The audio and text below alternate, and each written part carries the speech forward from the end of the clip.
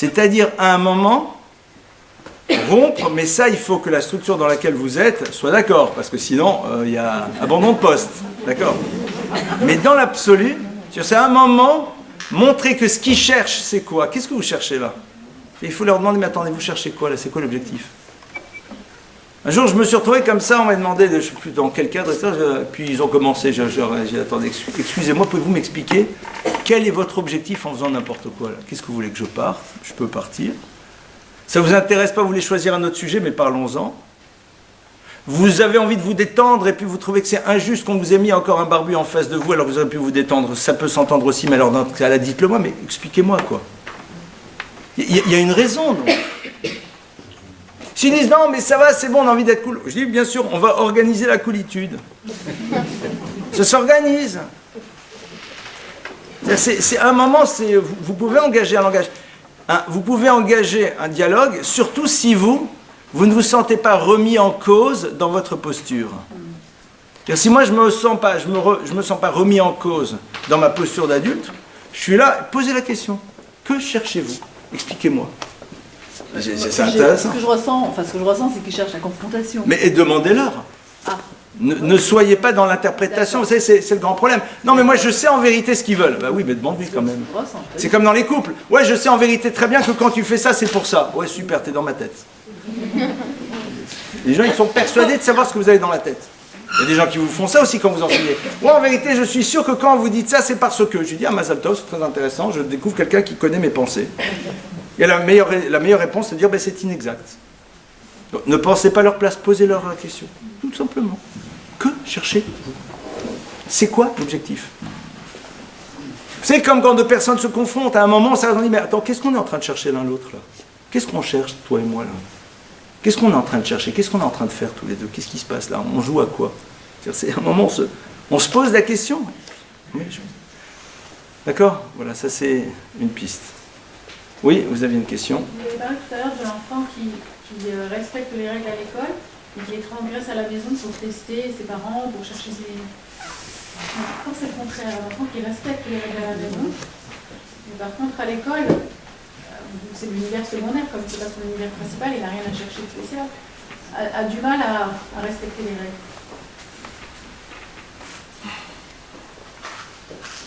Il y a plusieurs pistes de réponse donc, sur l'enfant qui ne veut pas respecter les règles à l'école. Une des pistes que j'aurais, qui est basée un petit peu sur un certain nombre d'expériences, hein, là je parle plus de... Parce qu'il y a plein de... Une des pistes que j'aurais, c'est la suivante, c'est que c'est peut-être un enfant qui en effet a été déçu par l'univers scolaire, par un enseignant, par autre chose, et donc c'est sa manière à lui d'exprimer sa déception. D'accord? C'est-à-dire en deux mots, tu ne comptes pas, tu n'as pas de valeur. Puisqu'on a vu que l'enfant, au fond, si on a installé le concept de la hiérarchie, si quelqu'un à un moment n'occupe pas du tout sa place dans la hiérarchie, ben, l'enfant est en train de lui dire, regarde, au fond, tu ne veux pas grand-chose et je te montre que ta parole, pour moi, elle n'est pas importante. Ça peut être déjà un premier axe. Et ça, je l'ai vu, c'est aussi lié au fait que parfois, il a été enfermé tout de suite à l'intérieur d'une case et il dit, bon, ben, puisque vous avez décidé que je suis là, ben, je vais l'être.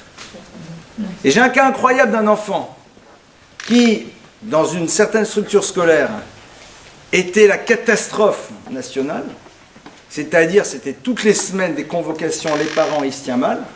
Les parents, à un moment, ont eu l'intelligence, avant qu'il ne se fasse renvoyer, de le sortir. Et quand il s'est retrouvé dans l'autre école, à la fin de la première année, il a reçu le prix du meilleur comportement de toute l'école. Parce qu'il est arrivé là-bas sans casier judiciaire. Et donc, il a décidé que, bon, ben, là-bas, vous avez décidé que j'étais ça, ben, je vais l'être. Et je vais bien entretenir la chose. Et c'est très intéressant, c'est un cas auquel j'étais confronté qui est extraordinaire. L'enfant, il dit bien, m'a foncé. Donc, ça peut être ça. Ça peut être aussi le fait qu'à un moment, malheureusement, des enseignants n'ont pas compris ce qui se passait chez un enfant. Ça peut être aussi une révolte face à un enseignant qui n'a pas fonctionné comme il se devait. Et là, je parle surtout dans le domaine du respect de la sensibilité de l'enfant. C'est-à-dire d'un enseignant qui a fait honte. Comment? En disant, le mail, bon, comme d'hab, 6 sur 20. Ça existe. C'est-à-dire d'un enfant Et d'un enseignant qui dit, allez, ça va, faut pas exagérer, hein, moi j'ai jamais eu honte, tu parles. Bien sûr. Ça peut être ça. Et là, c'est pas une vengeance dans le sens classique de la vengeance, c'est-à-dire, ben voilà, ben c'est-à-dire qu'en 2 mots, tu t'es dévalorisé totalement dans ta dimension adulte, à qui potentiellement je suis censé pouvoir faire confiance, mais je vais te le signifier. Et c'est pour ça que parfois ils sont face à un certain prof dans le non-respect des règles, et face à d'autres enseignants qui, eux, sont de vrais enseignants dans le plein sens du terme, même s'ils ne sont pas les meilleurs pédagogues dans le sens stratégie de faire passer le piel et le poil et ce que vous voulez, mais qui ont une posture telle qu'elle doit être, là ça se passe bien. Maintenant, si c'est partout, dans tout le cas de structure scolaire que ça se passe comme ça, je me poserai aussi la question s'il n'y a pas des choses qu'il est en train de vouloir nous dire et qui sont à l'origine de son dysfonctionnement. Mais là déjà on rentre dans le cadre de la thérapie par rapport à certains points très précis auxquels je pense et que je n'évoquerai pas. Aux parents? Non, d'autres choses. C'est-à-dire il peut y avoir, il ne faut pas oublier qu'un enfant qui a une forme de dichotomie de fonctionnement à l'intérieur de différentes structures, ça en tout cas pour un spécialiste, fait penser à certaines choses. Je parle au niveau des hypothèses. On a des hypothèses. Bon, mais là-dessus, je ne vais pas rentrer. Pourquoi? Parce que si j'en évoque certaines, tout le monde va être persuadé que c'est ça. Alors qu'en vérité, ce sont des hypothèses. D'accord? Comment réagir alors, justement, quand on a un enfant qui vit une injustice quelque part, parce qu'avec un professeur, ça se passe mal? Comment, nous, en tant que parents, alors on croit notre enfant, on croit pas que c'est difficile, parce que où est la vérité? Ah oui, le côté de l'enfant. Si l'enfant, il va vous rapporter que ça se passe mal. D'accord, on a tendance plutôt à vouloir savoir. Alors, c'est difficile de discerner qui est les. Alors d'abord, il faut faire parler l'enfant. La Morelle elle est méchante. Ah, l'horreur, monsieur McNose, allô, la Morelle elle est méchante. Tout de suite. Ah, tu veux dire qu'elle n'est pas gentille? Faites fort. Ouais, elle nous a privés de ça, et elle truc, elle nous dit, elle fait pas. Ah, c'est intéressant, c'est-à-dire qu'elle avait dit que vous auriez ça, et elle a dit, oui, etc., parce qu'en vérité, elle avait dit que si vous faites ça, alors on aura ça, elle nous a pas donné. Hein. Ah, d'accord, quoi, parce que vous l'avez fait. Non, on l'a pas fait. Ah, d'accord. Quand vous remontez le truc à l'origine, parfois ça arrive, quand vous remontez le truc à l'origine, vous vous rendez compte qu'en vérité, ben, l'enfant il a retenu que la dernière partie. Vous savez, une des bonnes raisons, parmi les multiples, de faire en telle sorte qu'un enfant ne regarde pas de film, surtout pas avant l'âge de 10 ans, c'est parce que l'enfant, il séquence et il ne fait pas les liens. C'est-à-dire l'enfant, il voit le vengeur qui arrive et qui prend le bandit et qui lui met plein de coups, etc. et tout. L'enfant ne fait pas la relation entre le fait que le bandit vient d'arracher le sac à main de la vieille dame et que le vengeur vient pour tout simplement empêcher le crime. Il décorrèle les choses. Il voit, et ça ce sont des études qui ont été faites, il voit quelqu'un qui frappe. Donc pour lui, ce concept-là, on frappe quelqu'un, ça existe. On le frappe parce qu'on est en train de sauver la vieille dame, ça il a oublié. Donc c'est très intéressant, c'est-à-dire de voir comment les enfants ils séquencent. Et ils ne font pas toujours le lien. Même quand l'histoire les concerne. Donc déjà, en tout cas, ce qui est sûr, c'est que jusqu'à l'âge de 9-10 ans, un enfant qui me dit quelque chose même de très lourd, je l'entends, c'est-à-dire c'est une des séquences. Et moi, ce qui m'intéresse, c'est de voir ça s'inscrit dans quoi.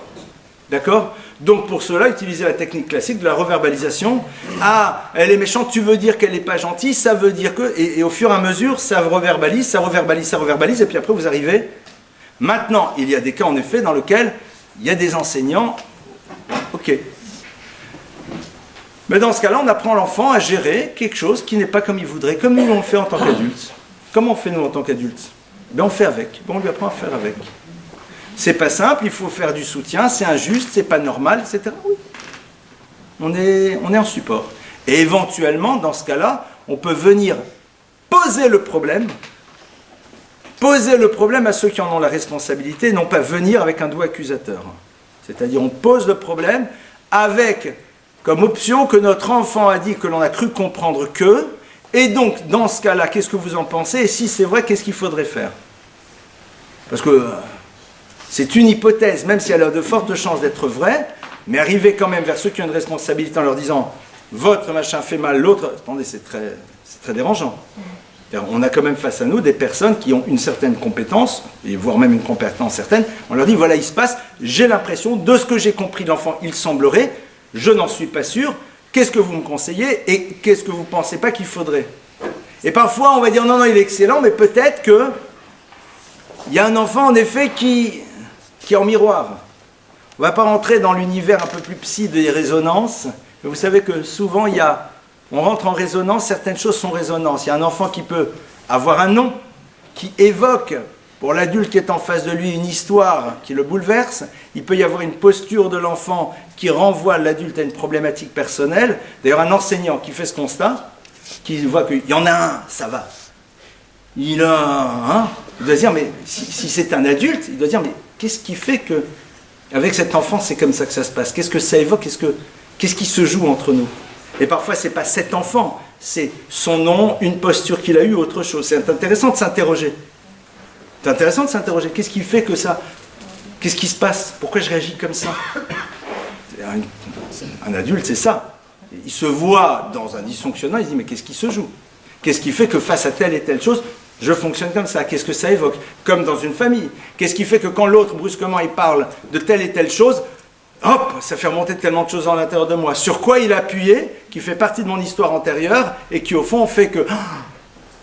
Ça fait... Vous savez, c'est ce que le Talmud nous dit, quand on ne parle pas symboliquement de l'accord dans la maison du pendu, c'est ça que ça veut dire. C'est-à-dire qu'à un moment, tu appuies sur quelque chose et qui ramène à une histoire précédente. C'est pas juste, ça se fait pas. C'est-à-dire qu'à un moment, il y a des blessures qui sont, chacun dans son histoire, on a tous des bleus au corps et des bleus à l'âme aussi, et que parfois, ça n'a pas encore totalement cicatrisé, donc quelque chose qui évoque nous renvoie à quelque chose qui pour nous est difficile, et donc on peut avoir une réaction, une surréaction, que sais-je. Ça, c'est toute une théorie, la théorie de la résonance, etc.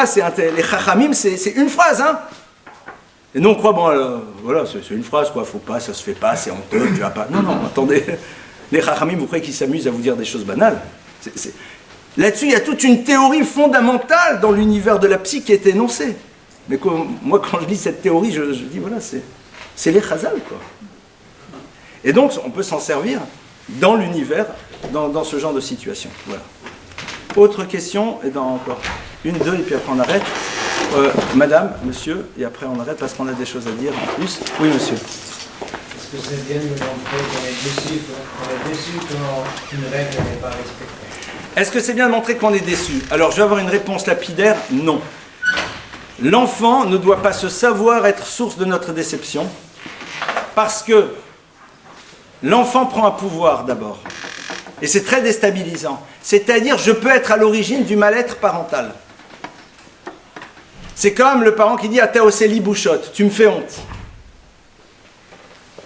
Pas plus que 3 pommes, ou 15 ans et toi 30 ans, et moi je génère chez toi ça. C'est lui donner un pouvoir qu'il n'a pas besoin et qu'il ne doit pas avoir.